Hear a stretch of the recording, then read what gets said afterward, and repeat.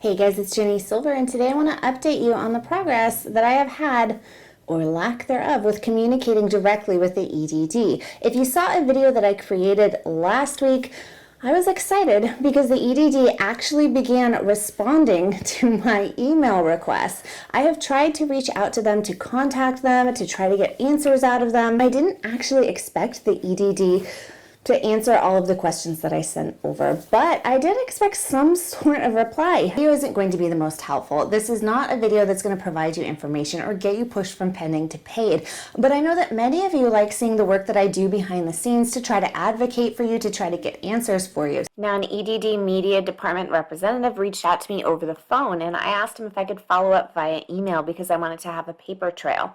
I wrote the following: "Thank you again for reaching out. After emailing the EDD's media department over the last 6 months to no avail, I am very thankful to have you reach out. Below are some of the major issues and questions claimants are having right now. I would ideally love the ability to have these questions answered over a recorded Zoom call to share the responses straight from an EDD spokesperson, but would be grateful for a written response if a Zoom call is not a possibility." I then asked about the new quarter pending issue. I asked about the MEUC boost. I asked about the overpayment waiver. I also asked that claimants who are within their benefit year are up to date on all documentation and who are stuck in pending can't get through the phone lines. The EDD is not reaching out to them directly, and they have been unable to get through, some pending for months. How can they get the help they need in order to get paid? And lastly, I asked about interview wait time. EDD then followed up: "Thank you for all the inquiries. We will take a look at this and get back to you. For planning purposes, we are focused on budget-related stuff today and early next week, so late next week is the earliest we'd be able to do something." I wrote back: "Thank you for your assistance. It is greatly appreciated." We then had a significant number of people reporting this issue, so I wrote in to ask about it. "I'm having several hundred viewers asking about the following issues, and I'm hoping EDD can provide a written commentary ASAP for a report. Claimants who have already filed a new claim after reaching the end of their benefit year are receiving the attached notice stating that they are required to file a new claim. Since this is coming to them after they have already filed a new claim, they are unsure as to why they are receiving this and if they need to file for a second time, despite already having filed and processed their new application. Is this an accidental blanket email sent by mistake, regardless of the fact that some receiving this have already filed a new claim, or do they in fact need to file a new claim after already receiving their new award letter?" There was an error in my attachment, and he responded back asking for the attachment, and I sent it back over. Now, I did send a follow-up email, and the representative was away with an autoresponder, but provided an additional email address to reach out to, so I did, and my email was blocked from that additional address. They then replied with the following: "Schedule is tight this week. We will keep an eye open for future opportunities. For your planning purposes, we're aiming for another UI update next week. We'll keep you posted.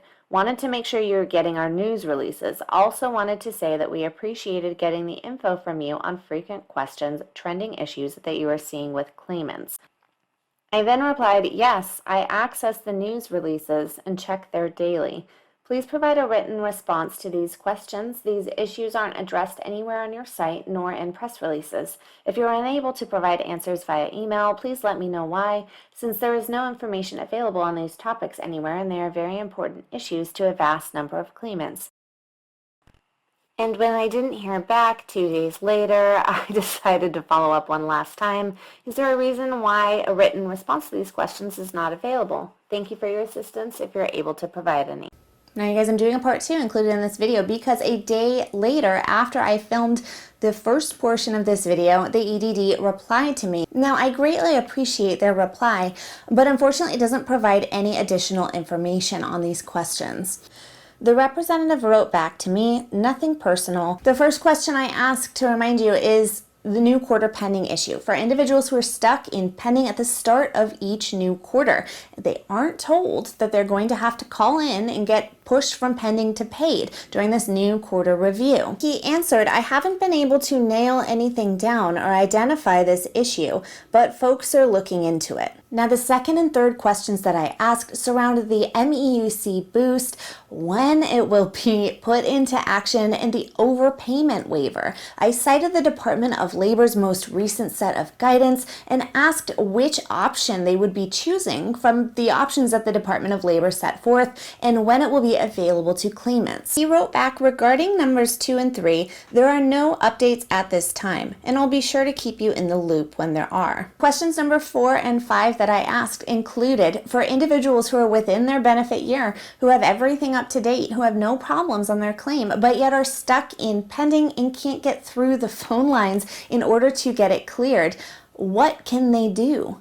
And the number 5 question that I asked was, why are the interview wait times taking so long, and what can someone do to get them sped up? He answered number 4 and number 5 is a little harder to answer generally because there are many claimant-specific reasons a case could be pending. In general, would say if a person's answer to a biweekly certification question has triggered an eligibility interview, that account is pending until the interview takes place, which is why we really push this info to remind folks to answer carefully. Unfortunately, that doesn't address the questions that I'm asking. The question that I asked was, if someone is pending and it's not a benefit year issue or a documentation issue and they can't get through the phone line, how can they get help? And regarding the interview wait times, I asked, why is it taking so long, up to several months for individuals to receive them? So once again, that question wasn't addressed. Also included in the email was, wanted to give you a heads up, we'll have a news release later today with some info you'll find interesting. And asked if I have a time for background phone chat today. I don't know what background phone chat is. I see that I put out videos on a daily basis, but what you don't see is all the work that I'm doing on the back end. And this is some of that work. It's trying to get you guys answers. It's trying to get your issues heard. It's trying to advocate for you in the media and work my way up the ladder to getting you guys in a better situation. No, this isn't information that will help you to get paid, but this isn't information that will help you to get paid right now, but hopefully it's interesting to see that I'm doing work on the back end to try to advocate for you guys. Please click like and subscribe. And leave a comment. Leave a comment. On to several questions and issues that I've brought forth to them. Hi baby, I love you. I do.